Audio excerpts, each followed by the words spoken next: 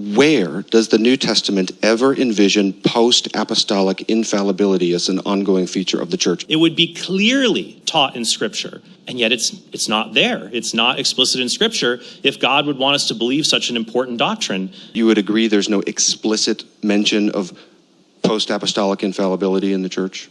Yeah, I could say there's no explicit mention of it, either written or unwritten. But did the apostles change the standard? Well, the New Testament never says this did happen, and never says it would happen in the future.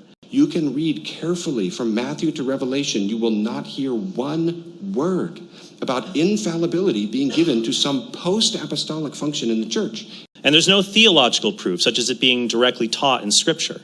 As we've seen, the idea of ongoing capacities of infallibility doesn't have any support in the Old Testament or the New Testament.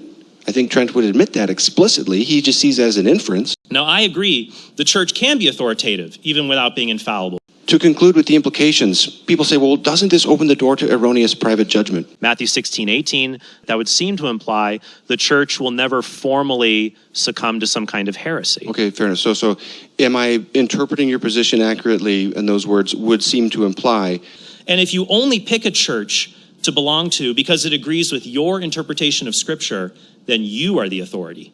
Erroneous private judgment is a real problem, and there's one problem that is 10 billion times worse: erroneous ecclesiastical judgments.